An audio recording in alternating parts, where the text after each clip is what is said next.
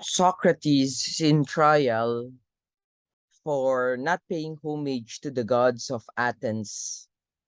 He will be executed because he seems to Athens to be guilty of not believing in their gods.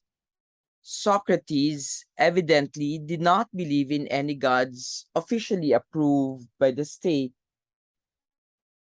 for if he had, he could have saved his life simply by uttering, I believe in the blank as the state believes. For Athens was a religious smorgasbord. You could choose any god you wished, and mere profession was sufficient. But Socrates could not honestly do this, and a clever prosecutor could have shown this easily. And the reason Socrates did not believe in the gods of the state was because he philosophized, he questioned. Yet the supreme irony of the trial,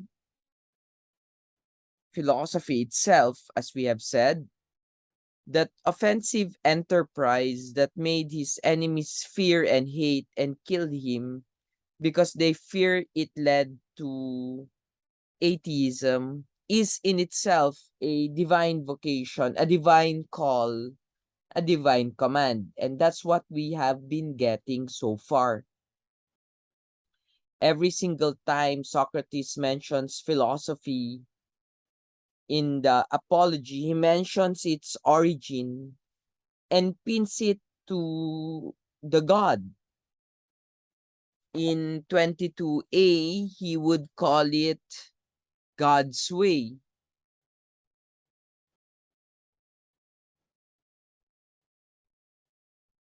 A response to the God.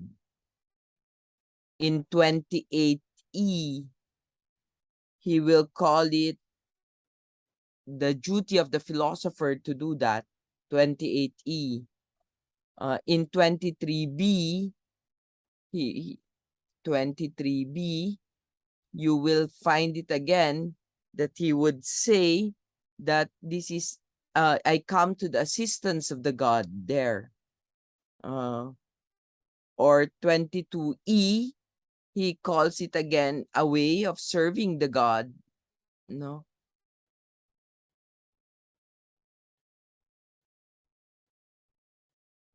We see that also in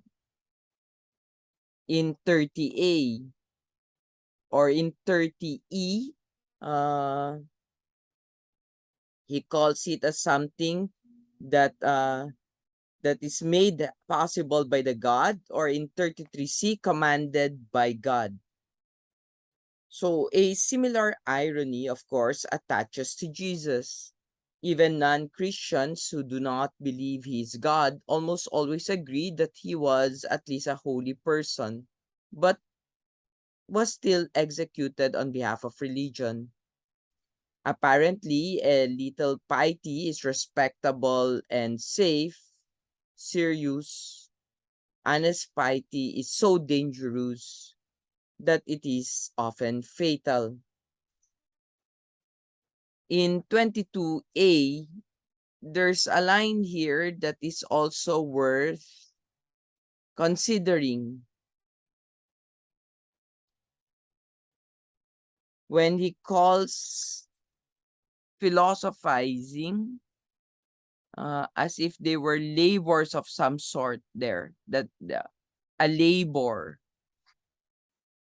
Socrates calls his philosophical wanderings there, I present all my wanderings, as if they were labors of some sort.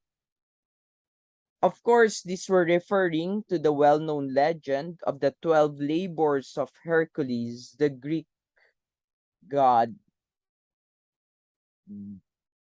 There are two surprises here, that a philosopher could compare himself with a superhero, and that philosophy is laborious. Which is a greater labor? to leap tall buildings in a single bound, or to think seriously and honestly about the questions of philosophy? What do you think, dear students? What is more laborious for you? Who is the greater hero, Socrates or Hercules? That depends on whether soul or body is more important. Whether philosophy is easy, like watching a movie, or laborious, like childbirth, depends on whether you are only observing some other philosophers in action, passively, or even philosophizing yourself actively, and on whether you are honestly trying to find the truth or just pretending, whether you're actually thinking or just imagining that you are thinking.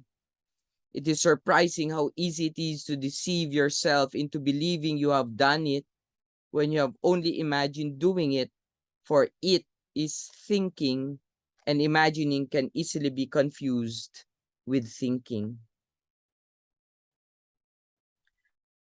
Philosophy questions and challenges societies and cultures as well as individuals. It is always therefore countercultural, for it neither thoughtlessly ignores that society and culture are important, nor thoughtlessly conform to culture. It questions the assumptions and values of all societies and segments of societies, just as it questions individuals. In the Apology, Socrates is required by law to address the society that is judging him.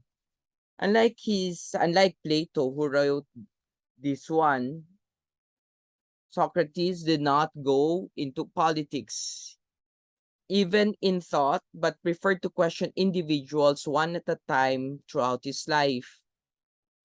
But he mentions the social dimension of his one by one philosophizing here by dividing his life's Herculean labors into dialogues with three very important social groups. And this was the assignment. You find it in 21E to 22E. We normally give this one as demo assignment for applicants to the department. Um, why does he mention these three groups? No, he mentions politicians there. He mentions poets, and he mentions craftsmen. Uh, because for one, these three constituted the most socially influential and respected groups in his culture. In ours too, for sure, they correspond to the masters of social sciences, the politicians, the arts, the poets, and the natural sciences and technology, the craftsmen. Though, of course, in a simple and a more primitive, very primitive form. These are the three fundamental divisions of everything we think worth knowing and teaching in colleges and universities, the arts and sciences. So Socrates examined his whole society in order in three basic parts: the politicians, the poets, and the craftsmen. And by now, you've already understood or tried to understand what is his basic criticisms of them.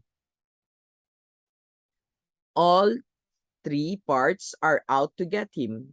He has three accusers, remember, Anytos, Meletus, and Lycon. And he notes that Meletus, there 23E, let's look at that.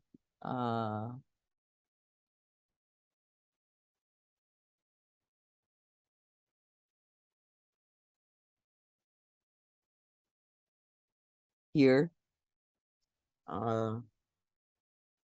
he notes that Meletus is angry, is aggrieved on behalf of the poets, Anytus on behalf of the artisans, Lycon on behalf of the orators. Orators, of course, like the sophists, were either poets or statesmen or politicians, or both, or learned from the poets and taught and served the politicians. The whole society of the whole world fails to understand Socrates and fears him. The whole world is equally guilty, therefore, of his death. Again, there is a surprising similarity with Jesus. The charge against him placed on the cross was written in Hebrew, in Latin, and in Greek. These were the three most important languages and cultures in the pre-modern Western world, the three that would give us today nearly everything we value from our past. The whole world also failed to understand Jesus and feared him. The whole world is equally guilty of his death. The two greatest teachers to our culture's two most influential heroes were profoundly countercultural. By the way, Socrates does not say that poets, politicians, and craftsmen are worthless or they know nothing, but he clarifies that they do not understand what they say, that they do not have wisdom. We find that in 22e. In 22d, he will say the craftsman he found knew much of real value, and they knew what I did not even. But because they could manage this art well, each one claimed to be very wise in other things, the greatest things, he would say in 22d. Thus, they too lack humility. Neither politics, nor art, nor science, nor technology can tell us what we are and what we should be, why we live and why we die, what is good and what is evil. These are the questions of a higher, harder enterprise. Philosophy, the pursuit of wisdom, rightly judges and challenges and rebukes politics, art, science, and technology. Whether Napoleon was a political success is a political question. Whether he was a success as a human being is a philosophical question. Whether Wagner's music is beautiful is an artistic question. What is beauty is a philosophical one. Whether natural selection happened is a scientific question. What is its religious significance is a philosophical question. Whether cloning human beings is possible is a technological question. Whether it is moral is a philosophical question altogether. So this is obvious from the little dialogue with Meletus. Would you be comfortable if you were Meletus and had to answer Socrates' cross-examination? That must be difficult. Socrates says to Meletus, Meletus, stand up. Stand up before me and answer. That's quite scary, you know. So, the law compelled Meletus to do that. Honesty compels us to do that. Philosophizing honestly sometimes feel like looking through a keyhole and finding an eye staring back at you. That's so scary. Philosophy is uncomfortable because it judges us. It makes us judge ourselves.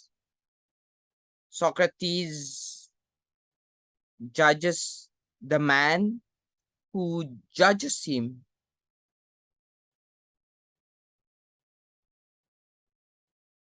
Here, he says, step forward, Meletus, and answer me. That's what I'm saying. That's a very scary challenge from philosopher. But let's look at the charge. Meletus says that I commit injustice by corrupting the young. But I, men of Athens, reply that it's Meletus who's guilty of playing around with serious matters, of lightly bringing people to trial, and professing to be seriously concerned about things he has never cared about at all. That's strong. It's very strong. Socrates cares about the soul, the person, the whole person. Meletus does not. This is a serious matter. The cura personalis, the care for the souls. It requires wisdom. It is precious, but also very uncomfortable. John Stuart Mill, a utilitarian, said, "It is better to be Socrates dissatisfied than a pig satisfied." What do you think, dear student? Philosophy, Socrates claims, will make you a better person. Philosophy, therefore, is the key to virtue. Not that knowledge of philosophy, that's episteme, but philosophy, love of wisdom, will make you good. Obviously, mere knowledge, mere knowing, intelligence, cleverness, a PhD, and a high IQ do not make you good. Some of the most wicked people in history have been the smartest. Yet Socrates insists that virtue is knowledge, that vice is ignorance, and that no one does wrong knowingly. He teaches this paradox in a number of dialogues, but also you can see that more clearly in his cross-examination of Meletus in 55:25 25C, here until 26B. What kind of knowledge and ignorance is he talking about? We'll read that in a bit. Um, Not a knowledge of facts, but a knowledge of values. In fact, an understanding of values and of truth, that doing good is always personally profitable, that virtue makes you happy, that justice is more profitable than injustice. If the thief only knew that, if the thief only fully understood that is that filling his pocket with stolen money would not make him happy, but filling his soul with virtue would. Newman will call it the real ascent, because he is his soul, not his pockets. If he realized that he would not be a thief, if he only knew that virtue was the path to happiness, he would practice virtue, because all men desires happiness. Those who do not choose virtue think that vice will make them happy, and this thought is false. It shows a lack of knowledge or wisdom. It fails to question appearances. If sin did not seem like fun, we would all be saints. Rarely does Socrates claim to know something, to teach something, to give us answers. Usually, he gives us only questions and a method of pursuing questions, answers. The three answers or positive discoveries does not give us at all paradoxes, apparent contradictions to what seem obviously true. Virtue is knowledge, evil is ignorance, no one knowingly does evil. We find that in the Apology, in Meno, in Protagoras. Learning is really remembering, anamnesis. We will see that in Meno, or that no evil can happen to a good man. We will see that here in the Apology in a bit. But let's reflect more closely on the cross-examination of Socrates' Meletus, of Meletus, and we begin here. Well then, Meletus, it has been adequately established that you've never given any thought to young people. You've plainly revealed your indifference and that you care nothing about the issues on which you bring me to trial. Next, Meletus, tell us in the name of Zeus whether it's better to live among good citizens or bad ones. Answer me, sir. Surely I'm not asking you anything difficult. And the questions, focus on the questions. Don't bad people do something bad to whoever closest to them at the given moment, whereas good people do something good? That's an interesting question to stay with. He says, certainly. Now, is there anyone who wishes to be harmed rather than benefited by those around him? Keep answering, my fellow, for the law requires you to answer. Is there anyone who wishes to be harmed? Of course not, Meletus would say. Well then, when you summoned me here for corrupting the young and making them worse, do you mean that I do so intentionally or unintentionally? Intentionally, I say, says Meletus. What's that, Meletus? Are you so much wiser at your age than I at mine, that you know bad people do something bad to whoever's closest to them at a given moment, and good people something good? Am I by contrast so very ignorant that I don't know even these? That if I do something bad to an associate, I risk getting back something bad from him in return. And is the result, as you claim, that I do so very bad a thing intentionally? I am not convinced by you of that, Meletus, and neither I think is anyone else. So either I'm not corrupting the young, or if I'm corrupting them, it's unintentionally. Hindi sinasadya, not intended. So that in either case, what you say is false. But if I'm corrupting them unintentionally, the law doesn't require that I be brought to court for such mistakes. That is unintentional ones. But I be taken aside for private instruction and admonishment. For it's clear that if I am instructed, I'll stop doing what I do unintentionally. You, however, associate avoided associating with me and were unwilling to instruct me. Instead, you bring me here where the law requires you to bring those in need of punishment, not instruction.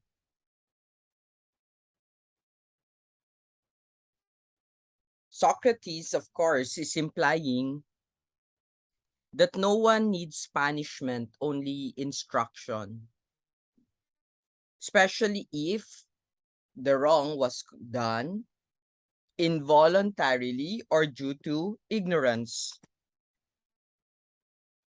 Whether this is what he actually believed, or whether it's just provoking us to think for ourselves to refute his paradoxical teaching, is of interest to the historian, who is more concerned with Socrates than with himself.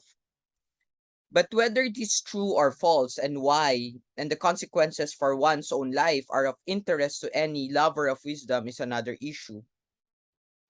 Similarly to society, for if Socrates is right here, then it is schools rather than prisons that are the answer to crime. Schools that persuade their students that vice never profits, and that harming other bodies always harms your soul, and thus replace outer cops, policemen, with inner cops, inner policemen, or therefore with effective consciences. But if Socrates is wrong, then he has failed to penetrate to the root cause of evil, and thus also fails to provide its cure. But he certainly is not wrong in provoking us to think by his provocative paradox about this crucial question. Jesus shocked us by praying, Father, forgive them, for they know not what they do. Regarding his crucifiers, Socrates shocked us by saying the same thing regarding everybody.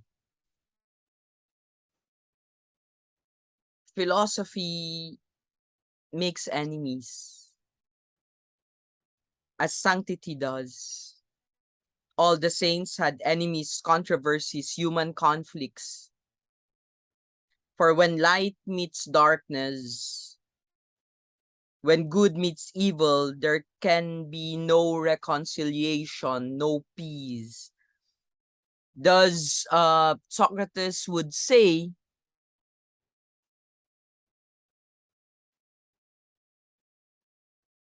and I'm looking for it,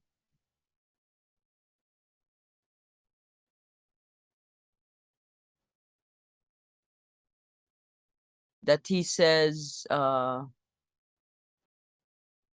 long defense to show that I'm guilty of the indictment as a But I was so saying earlier that much hostility has arisen against me and among many people. You may be sure that's true there. And it's what will convict me, he says, if I am convicted. Not Meletus or Anitus, but the slander and malice of many people. Amazing. If you do not understand why Socrates is hated by many, you don't understand Socrates. Know thyself. It's much more difficult than you think. If you are shocked or puzzled to hear that philosophy or sanctity like Jesus is dangerous, you do not understand philosophy nor sanctity, nor human nature, nor yourself. Let's read this one. He says, it has certainly convicted many good men and as well, and I imagine it will do so again. There's no danger it will stop with me. But perhaps someone may say, aren't you ashamed, Socrates, to be engaged in the sort of occupation that has now put you at risk of death? I, however, would reply, you're not thinking straight, sir. If you think that a man whose any use at all should give any opposing weight to risk of living or dying instead of trying to this alone whenever he does anything, whether his actions are just or unjust, the deeds of a good or bad man.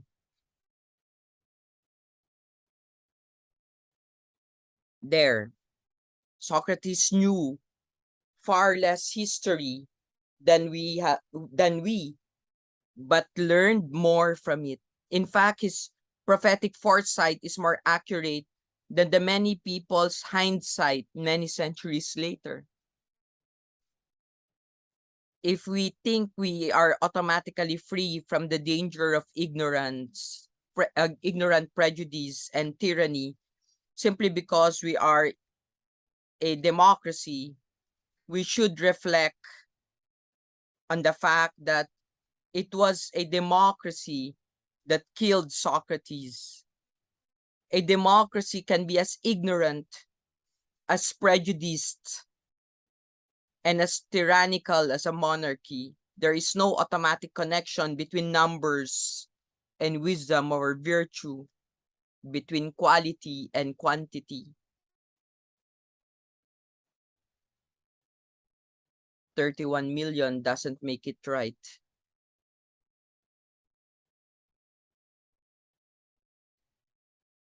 Going back, I want to emphasize this line, you know, that I've already read. Aren't you ashamed, Socrates, to have engaged in the sort of occupation that has now put you to death? Philosophy is the love of wisdom, and wisdom is not complex, but very, very simple.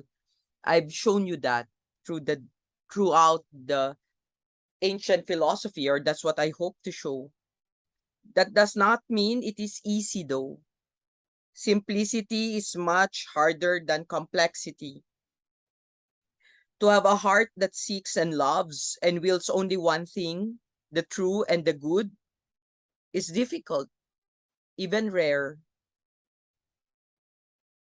But therein lies wisdom. To have a divided heart that is given to many things, that is easy. To complicate one's life, that is easy. Any animal can do that. To worry about 100 little things is easy, but it does not make us happy or wise or good.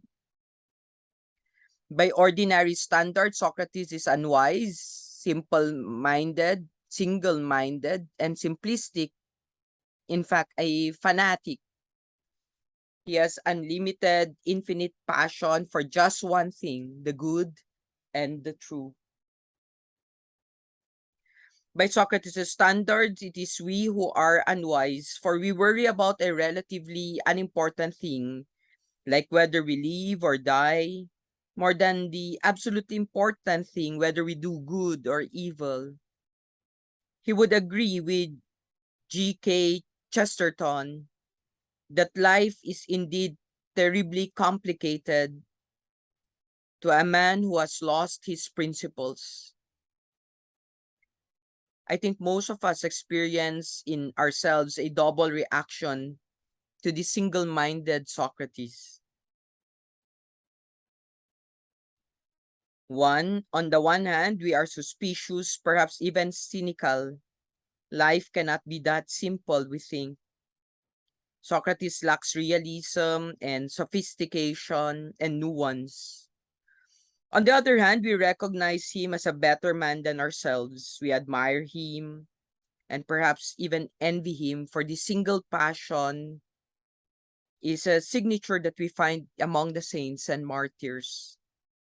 In which of these two reactions is wisdom? How wonderfully Socrates works as a touchstone or a mirror.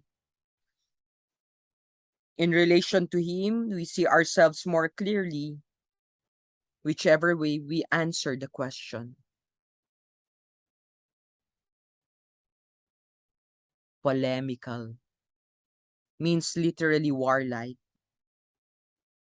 Philosophy is polemical not only because it argues and engages in verbal combat, but above all because it is constantly fighting against ignorance, prejudice, passion, folly, self-deception, and other forces of darkness, both in yourself when you philosophize and in the dialogue partners, your society, and the human race. Socrates even describes philosophy as a military obligation given to him by the gods. And here again, he starts talking about the gods. Here. Remember, he was a soldier. No?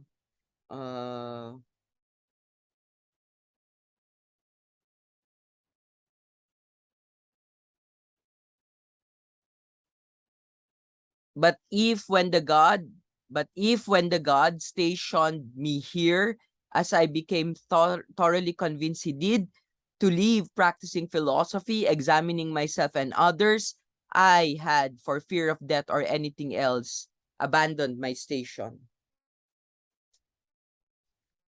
It's like a jihad, no? The Arabic term in the Quran means inner struggle or spiritual warfare against evil. Philosophy is not a war against human bodies, and its weapons are not swords or guns. It is a war against the forces that harm human souls, and its weapons are the love of wisdom and the Socratic elenchus.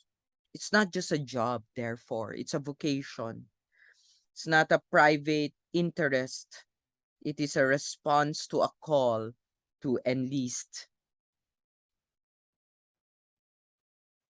One of psychotherapy's main uses is to free us from fears. Probably our greatest fear is the fear of death.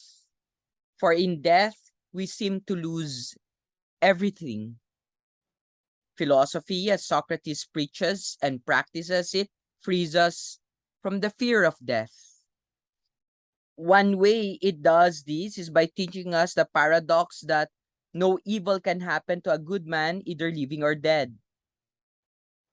We shall see later what Socrates means by this. It involves a positive insight into who we are and answer to know thyself. But there's also another way that philosophizing can fear us from the fear of death without any positive insight into the nature of self or death. No? We can read that here. He says, "You see, fearing death, gentlemen, is nothing other than thinking one is wise when one isn't. Since it's thinking one knows what one doesn't know, I mean, no one knows whether death may be the greatest of all goods for people, but they fear it as if they knew for certain that it's the worst thing of all. Yet surely this is the most blameworthy ignorance of thinking one knows what one doesn't know. But I, gentlemen, may perhaps differ from those people. Can read further. Mawawala lang yung bold. Yet this is the most blameworthy ignorance of thinking one knows what one doesn't know. But I, gentlemen, may perhaps differ from most people by just this much in this matter too. And if I really were to claim to be wiser than anyone in any way, it would be this, that I don't have adequate knowledge about things in Hades, so too I don't think that I have knowledge. Interesting. Socrates draws this therapeutic consequence from the fact that wisdom is to know that you lack wisdom, and folly is to think you have a wisdom that you lack. That hidden in our fear of death is the presupposition that death does us harm and not good, but we do not know that presupposition to be true, so it's foolish, not wise to fear death. We naturally react to these with skepticism. But why? Because fear of death is so natural and common.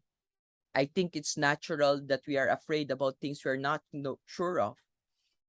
But that does not make it wise. Selfishness, laziness, cowardice are all natural to us and common, but no part of wisdom.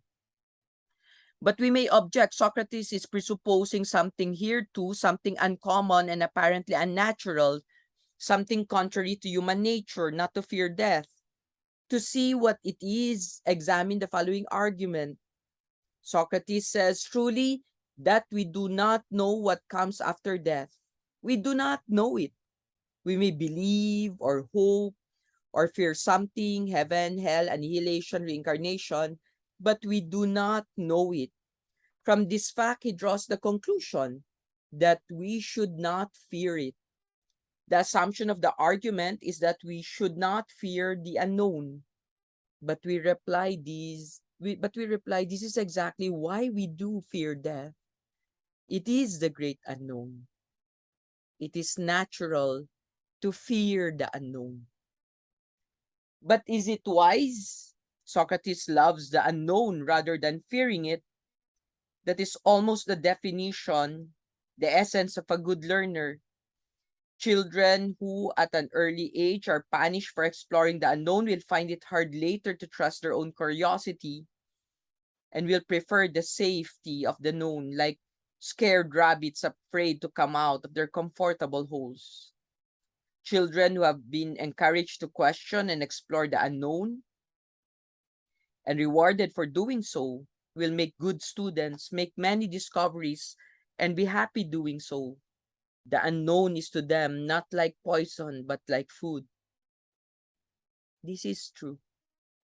But Socrates' argument forgets that death is not just the unknown. It is death. We know that life is good and that death is the loss of this known good. Whether something better comes after death or not, fear of a known loss, of a known good, does not seem unwise.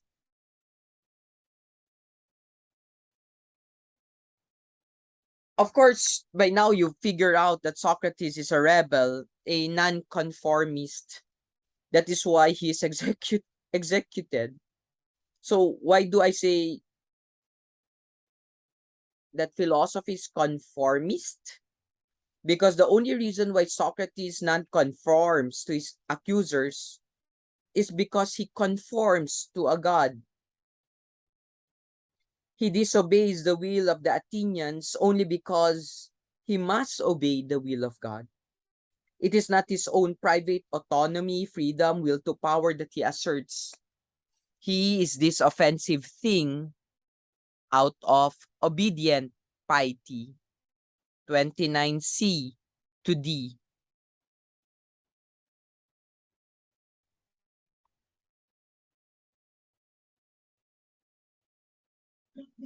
Suppose confronted with that claim, you were to say to me, Socrates, we will not obey Anytus this time. Instead, we are prepared to let you go, but on the following condition, that you spend more time on this investigation and don't practice philosophy, and if you're caught doing so, you'll die. Well, as I said, if you were to let me go on these terms, I reply to you, I've the utmost respect and affection for you, men of Athens, but I'll obey the God rather than you. Uh, and I'll continue, uh, and I won't give up practicing philosophy, exhorting you, and also showing the way to any of you I ever happen to meet. That's what he says.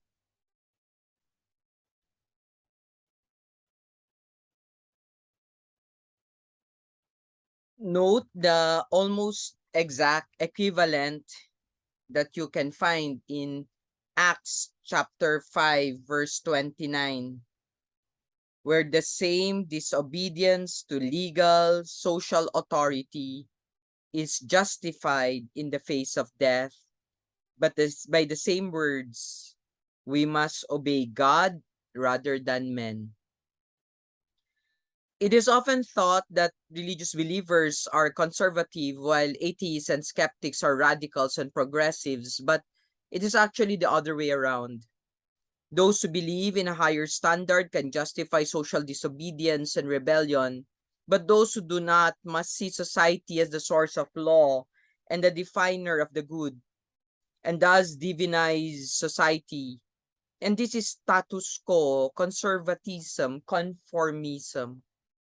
An individual has three possible standards for living, and when any two of them conflict, one must be conformed to, obeyed, and the other not conformed to, disobeyed. The three are that which is higher than man, that which is man-made, and that which is less than man.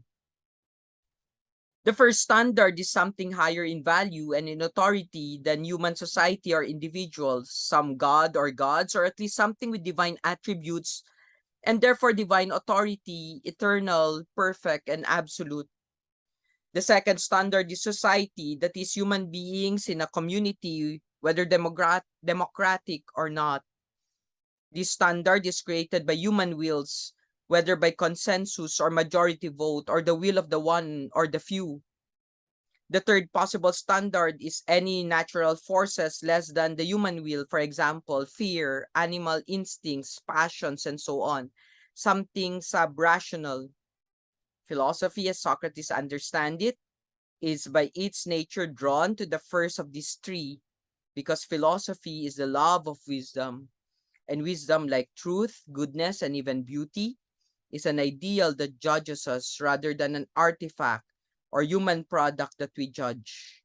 We want to live according to wisdom and to change our lives to conform to it, not change it to conform to our lives.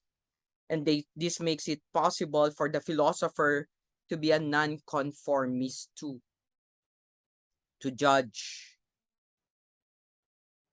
a judge of a rebel against the will of the society and his own sub-rational nature and instincts. We see this clearly in Socrates. Because Socrates seeks wisdom and even encourages us to aim for higher standards, philosophy embarrasses us. As a strong light embarrasses us by revealing the warts and pimples behind our makeup. It says to us, as Socrates said to his fellow Athenians, and keeps saying to them and to us even after his death. And let's read that, beginning with here. My excellent man, you are Athenian and you belong to the greatest city renowned for its wisdom and strength.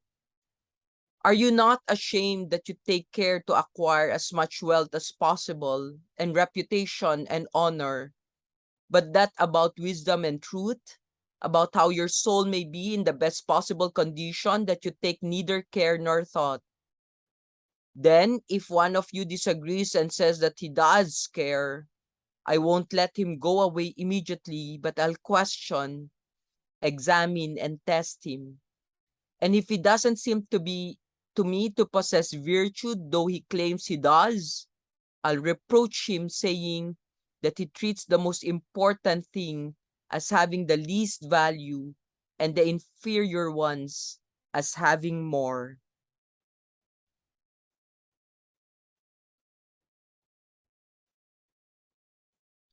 This I will do for anyone I meet, young, old, alien, and fellow, but specially for you, my fellow citizens, since you're a closer kin to me. These may be sure if what the God, these you may be sure is what the gods orders me to do, what the gods commands me to do. When a light puts you to shame, you want to put it out. This is what Athens killed Socrates, and why we habitually do the same to many great sages, from Jesus of Nazareth to Mahatma Gandhi. But can we kill the Socrates within us? Can we really kill the Socrates within?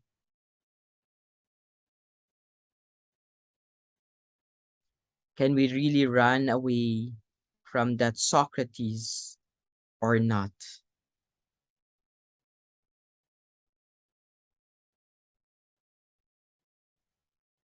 This makes the philosopher invulnerable. Of all the strange and striking things Socrates says, the strangest and the most striking of all is this point. He knows it will seem very strange, so he prefaces it with a sentence in which he repeats 4 times his plea to hear this point and not to drown it with scorn. We can see this one in 38C, 30C here.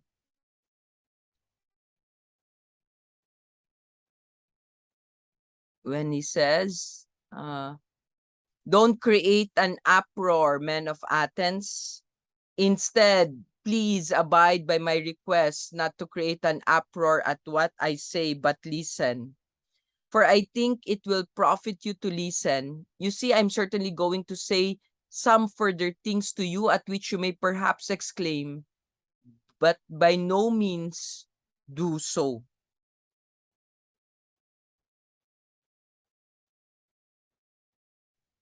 What point will be so offensive and outrageous?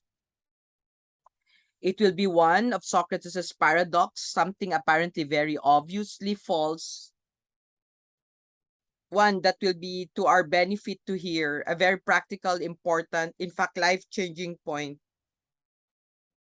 and one of the few things Socrates ever claims to be certain of. In fact, his next few words are quite interesting. Words he hardly ever speaks of. Mm.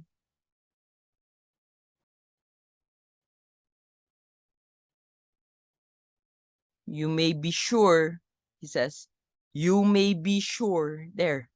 He uses the word that he seldom uses. Sure, you may be sure. That sounded like certainty. As I said, these are words he hardly ever speaks, especially right after he has revealed that his claim to wisdom is that he does not know what others thinks they know. The point is so important that he repeats it in the very last paragraph of his speech. Um, in 41c, he claims it's something we must take as true, that it is certain, yet it is an outrageous paradox. What is it? Well, the last paragraph of the Apology expresses it as a general principle. No evil can happen to a good man, either living or dead. The entire passage expresses its application to one particular individual, Socrates himself, of course, facing the death sentence. That's why I say, you may be sure that if you put me to death, a man of the sort I said I was just now, you won't harm me more than you harm yourself. Certainly, Meletus, Anytus couldn't harm me in any way. That's not possible. For I don't think it's lawful for a better man to be harmed by a worse. That's interesting. In accordance with the law, it's lawful. In accordance with logos. Classical Greek has two words for law. One of them, nomos, means a law enacted by man. Like, don't commit treason. Nomos, Nomos, can be disobeyed and are for they express the will of some men over others. And human wills can choose to disobey. The other word for law, logos, means something eternal. A law of the nature of things which cannot simply be broken. 1 plus 1 is equivalent to 2, or E is equivalent to MC squared. And Socrates calls this principle that forbids a better man to be hurt by a worse. I like that a lot. For a better man to be harmed by a worse, no, that it's unlawful for a better man to be harmed by the worse. A logos. He, Socrates, the innocent victim of Anytus, Meletus, and Lycon, is a better man. And they, the victimizers, are worse. Socrates stands right in the middle of the classic case of the better man being harmed by the worse, and says it can never happen. To the world's most agonizing question, which has tortured the minds of the wise, the problem of evil, why bad things happen to good people, Socrates answers, they never do.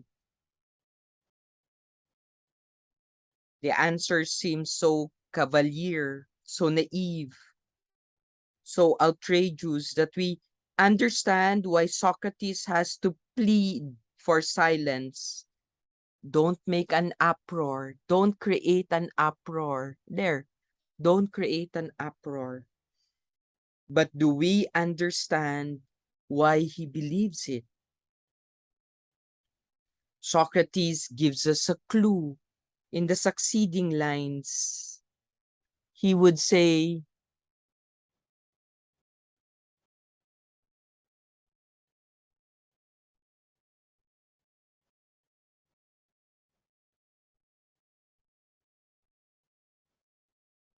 he may of course kill me, or perhaps banish or disenfranchise me. And these he believes to be very bad things, and others no doubt agree. But I don't believe this. Rather, I believe that doing what he's doing now, attempting to kill a man unjustly, is far worse. Evidently, Socrates means something very different by evil from what his accusers do. He means something we do. They mean something we suffer. He means sin. They mean pain. He means spiritual emptiness, evil. They mean physical evil. But this is not just a difference about the use of words. It's a different philosophy of one's very identity. The explanation of Socrates' paradox is very simple. Many would say, even simplistic, Socrates had solved the oracle's riddle, know thyself, noiti soiton. He has discovered what he was. That is the connection, the middle term between know thyself and no evil can happen to a good man. A man's self is not his body. Of course, the Greek words we translate soul, suke, means ghost to most of Socrates' contemporaries.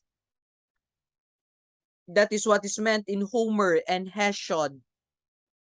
Suke. That's why it's also, suke is also the word for butterfly, in fact. When a warrior dies, he's buried, but his ghost lives on in the underworld, a shadowy realm of the dead, not of the living.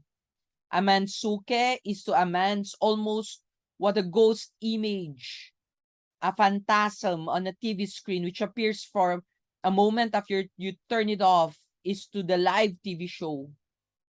Socrates' contemporaries thought he was implying that a man's real self was his ghost. But Socrates was using the old word in a radical new sense, as the writers of the New Testament would do 4 centuries later with the Greek word agape, love.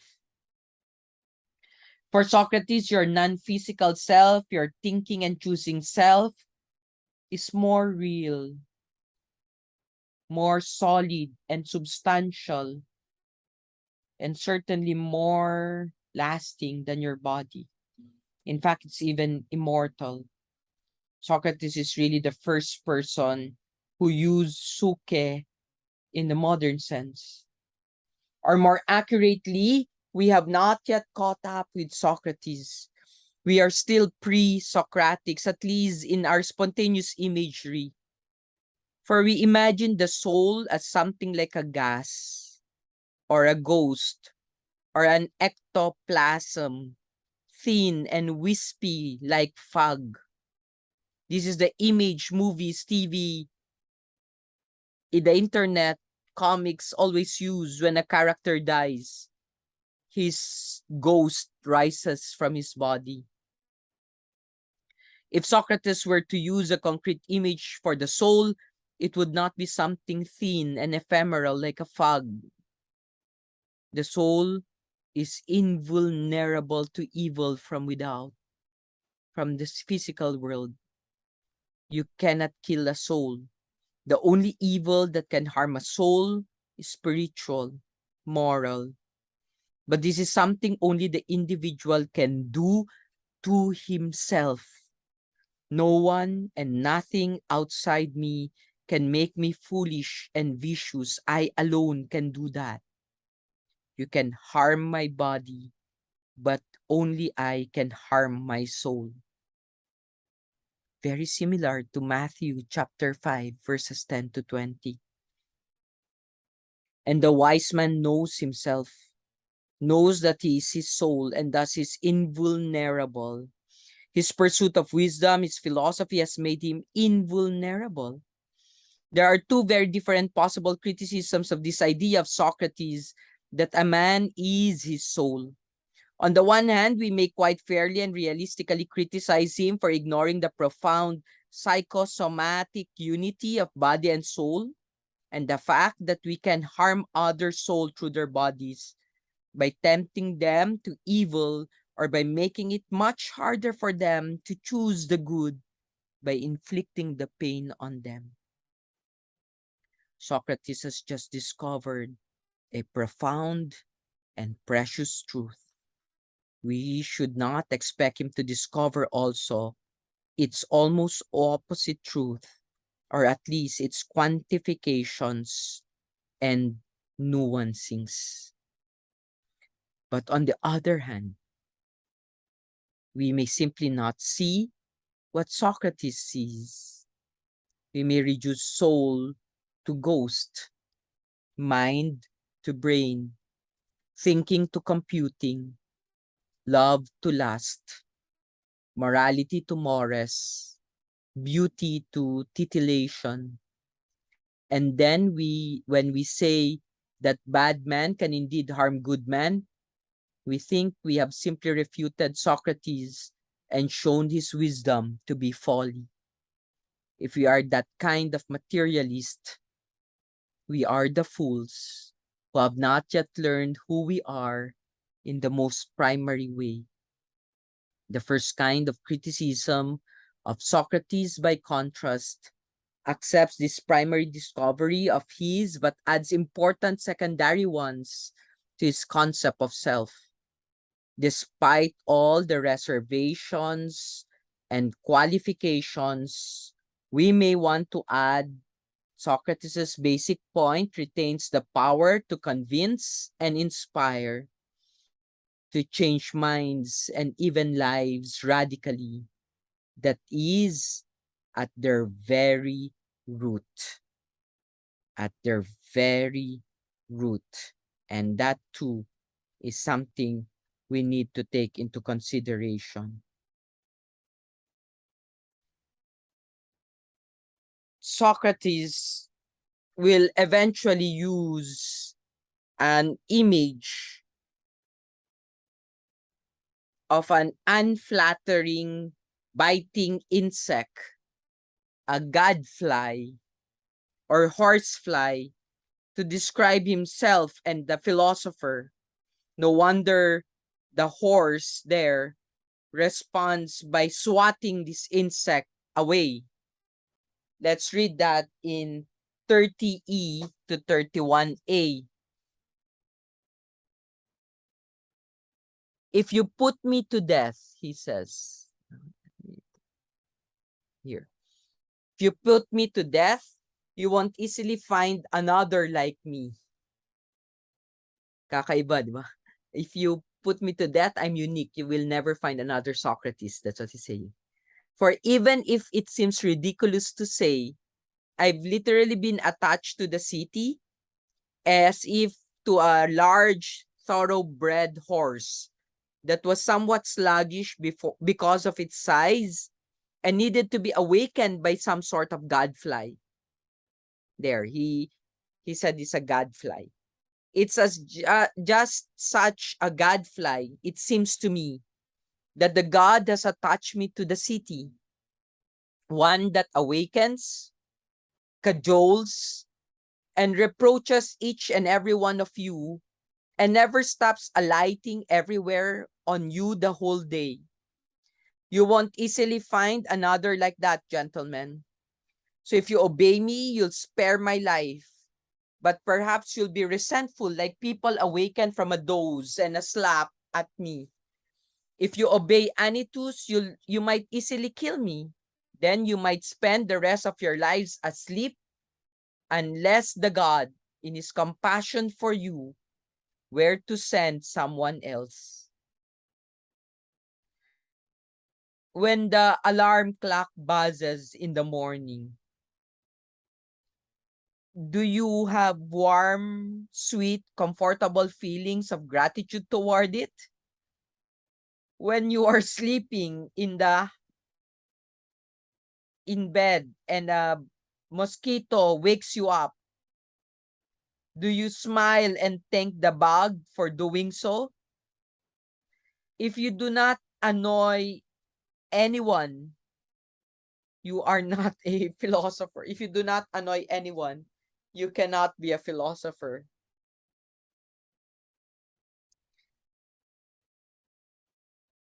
I think that's long enough for this run. I'll close it here and upload this one.